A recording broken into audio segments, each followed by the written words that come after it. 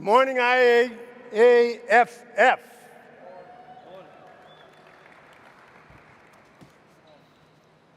Welcome to Massachusetts.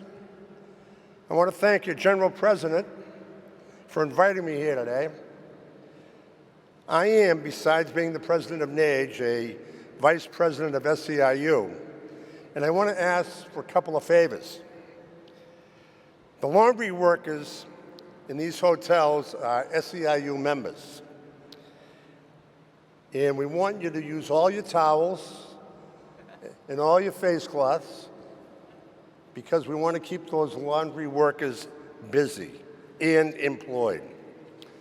And secondly, I just came back from a little convention in Chicago. And out there I had conversations with the hotel housekeepers who do 16 rooms a day. I spoke to the bellman, the valet, all the worker bees out there. And it turns out that no one carries cash anymore. No one carries cash.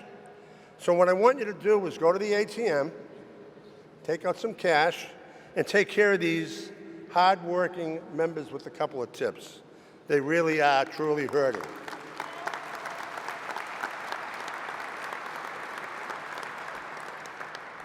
Massachusetts is really a very small state.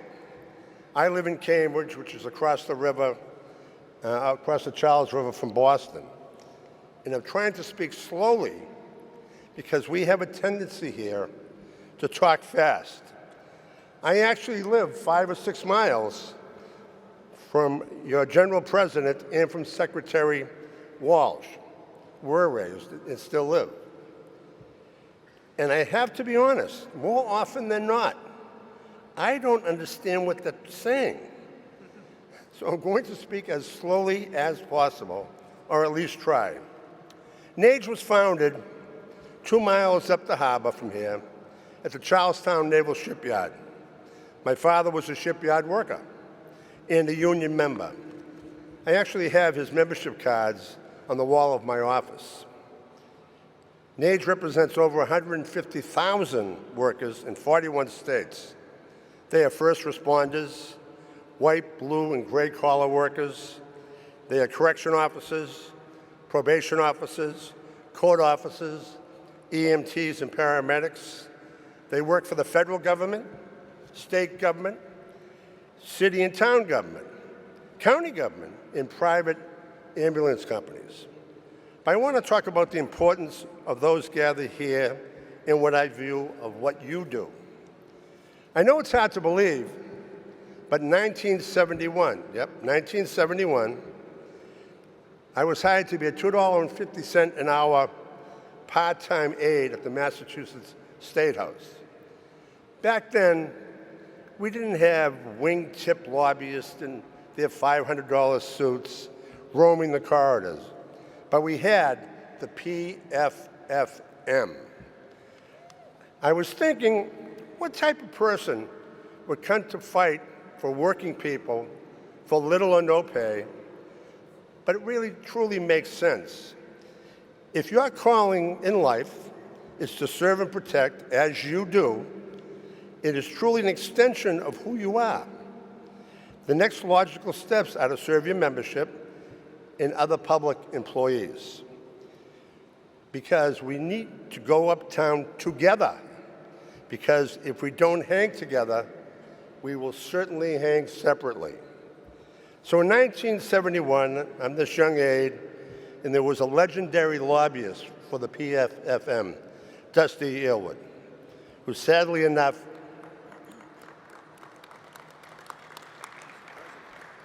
died in a car accident.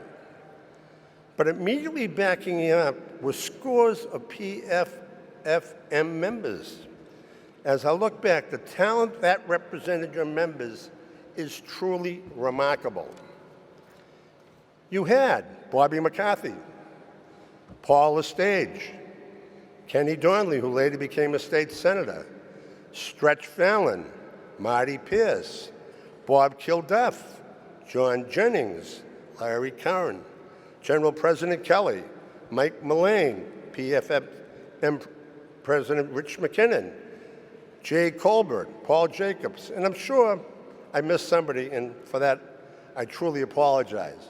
It's truly a remarkable group of people that you've sent to protect your members in the Mass legislatures. I was going to talk about political power and its importance, but I'm going to save that for another day. In the last month or so, you had President Biden working with you, and in Massachusetts, our great Governor Maura Healey, and up next is the next Vice President of the United States. All that political influence speaks for itself.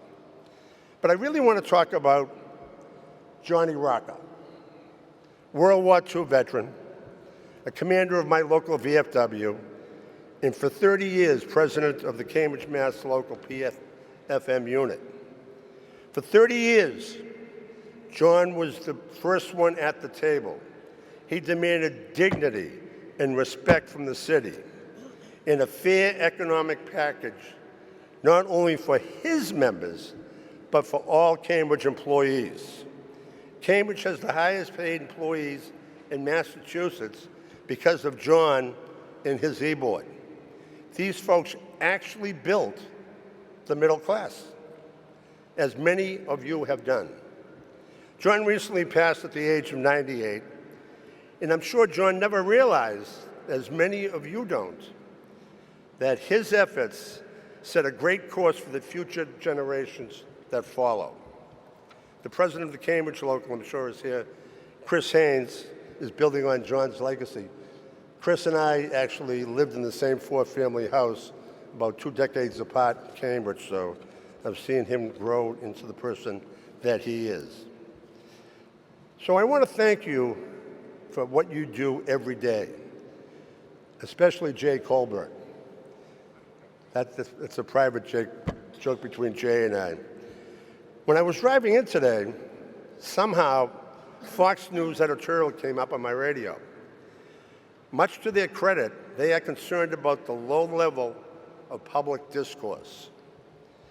The editorial is requesting that both parties be more cordial, and as a sign of that, they're asking Republicans to let the Democrats vote on Tuesday, November 5th, and the Republicans should wait until Wednesday. That's a joke.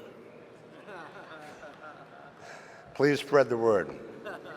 In closing, again, thank you for what you do every day. Stay safe. God bless the IAFF, and God bless America. All right, Dave, thank you so much. Yeah, perfect, buddy. Okay. Good. Dave, thank you very much. That's as tame as I've ever heard you. I have a great story about Dave, right? He's unorthodox, I think, in his approaches to dealing with politicians. So Nature's a pretty big outfit. It's headquartered in Quincy, next door to Boston. So we had a new governor came in about, 10 years ago or something, and his name was Deval Patrick, and he had a slogan that said, "Together we can." So he's ahead of Nage. He represents the most state employees in Massachusetts. 10,000, 20,000, I don't know, however many.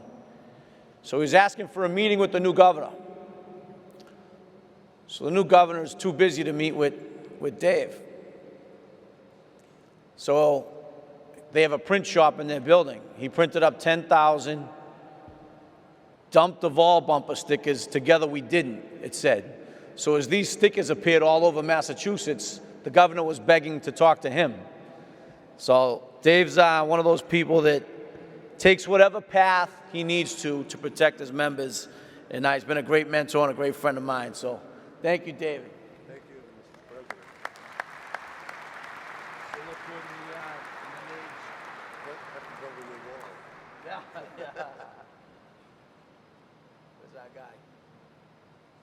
Sure, my daughter.